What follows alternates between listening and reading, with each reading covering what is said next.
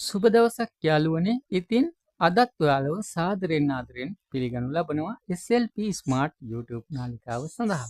යාළුවනේ අද අපි කතා කරන්න බලාපොරොත්තු වෙන්නේ කූඩුවක්, වෙසක් කූඩුවක්, පහන් කූඩුවක් කොහොමද අපිට කරකවීමකට හදා ගන්න පුළුවන්, කූඩුව කරකවන්න පුළුවන්, අපිට පහසුවෙන් හොයාගන්න පුළුවන් මෝටරයක් මොකද්ද මේ සඳහා අපි භාවිතා කරන්න පුළුවන් පහසු මෝටරයක් තියෙනවද මොකද්ද කියන එක සම්බන්ධව තමයි අද කතා කරන්නේ. මෙන්න මේ පේන මෝටරේ වලට පේනවා ඇති පොඩි කුඩා මෝටරයක් මේක. මේ මෝටරේට මෙතනින් 230 විදුලිය ලබා දුන්නට පස්සේ මේ මෝටරේ මෙන්න මේ කොටස කරකවෙනවා සාමාන්‍ය වේගකින්. මොකද ලොකු ස්පීඩ් එකක් නැහැ මේ මෝටරේ. මේ මෝටරේ සාමාන්‍ය වේගයක් තමයි තියෙන්නේ. ඉතින් මේකේ තියෙන විශේෂත්වය තමයි මේ මෝටරේ කිලෝ 7ක් 8ක් බර ඇති කූඩුවක්, පහන් කූඩුවක් ඉතා පහසුවෙන් කරකවන්න පුළුවන්. මොකද මේක ගියර් වීල් සිස්ටම් එකකට තමයි මේ මෝටර එක තියෙන්නේ.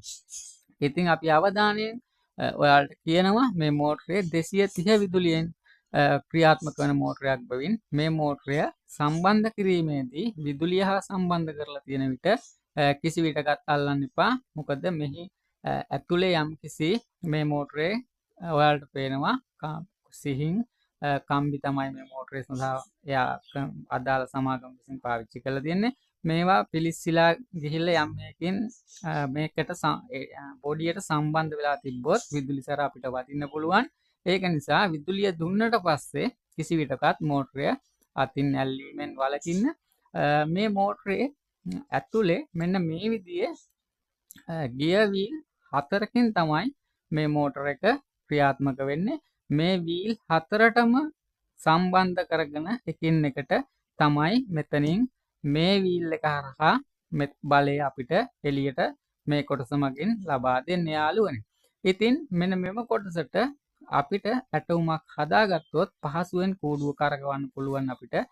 මෙතනට යම්කිසි ඔයාලගේ නිර්මාණාත්මක හැකියාව අනුව මෙතන පුලියක් සම්බන්ධ කරගෙන කූඩුව කරකවා ගන්න පුළුවන් කිසිම ගැටලුවක් නැතුව.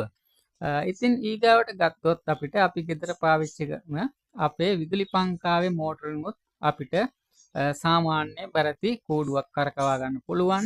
විදුලි පංකා මෝටරයක් ගලවලා ගත්තම මෙන්න මේ විදිහට තමයි අපිට දැක බලා ගන්න පුළුවන් වෙන්නේ.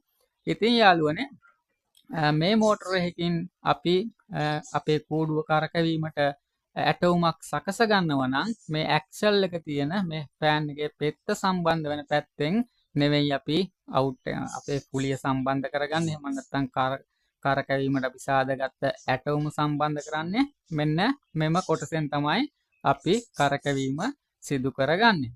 මොකද යාළුවනේ මේ මෝටරේ මේ ඇක්සල් එක ඉතාමත් වේගයෙන් කරකැවෙනවා විදුලියට සම්බන්ධ කර විට. එම නිසා මෙතනින් අපිට ගන්න බෑ. මොකද මේ හරහා අපි යම් කිසි හේකින් ඇටවුමක් හදලා කරකැවීමකට ලක් කරගත්තොත් මෝටරේ පිලිස්සලා යන්නවත් පුළුවන්.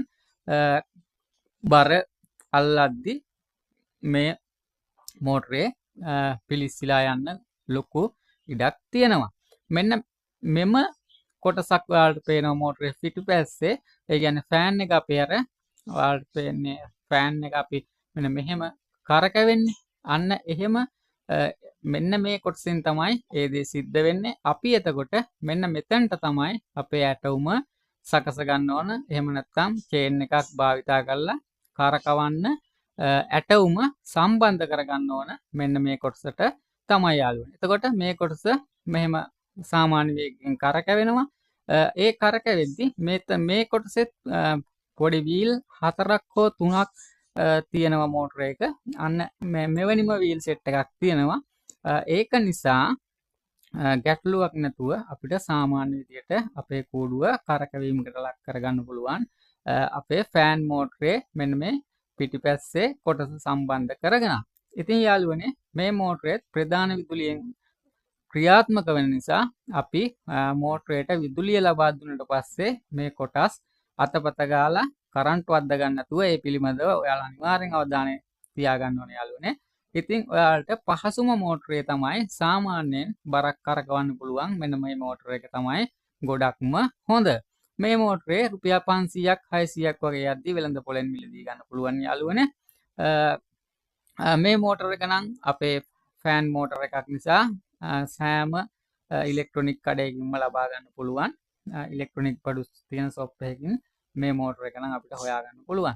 ඉතින් මේ මෝටරේටත් වඩා ගොඩක් හොඳයි. මෙන්න මේ විදිහේ මෝටරයක් ඔයාලට හොයා ගන්න පුළුවන් නම් අපේ කූඩුව කරකවන වැඩේ ඉතාම සාර්ථක ලෙස අපිට කරගැනීමේ හැකියාව තියෙන යාළුවනේ. ඉතින් යාළුවනේ ඉතාමත් ඉක්මනින් ඊළඟ වීඩියෝ එකේදී මම ඇටවුමක් තවම නිර්මාණය කරන ගමන් ඉන්නේ. බොහෝ දුරට ඉතාමත් ඉක්මනින් මේක ඔයාලට වීඩියෝ එකක් දාන්නම් මම මේ සඳහා භාවිතා කරන ඇටවුම තාම හදාගෙන යන ගමන් තියෙන යාළුවනේ. ඉතින් යාළුවනේ ඔයාලටත් ඔයාලගේ නිර්මාණාත්මක හැකියාව අනුව මෙය සම්බන්ධ කරලා කූඩුවක් කරකවන්න භාවිතා කරන්න පුළුවන්. මෙන්න මේ මෝටර් එක අපිට පහසුවෙන් හොයාගන්න පුළුවන් කියලා තමයි මම අද වීඩියෝ එකෙන් ඔයාලත් එක්ක කතා කරේ. ඉතින් යාළුවනේ ඉක්මනටම වීඩියෝ එකක් අරගෙන ඔයාලා නැවත හම්බ වෙන්නම්. එහෙනම් සියලුම දෙනාට සුබ දවසක්.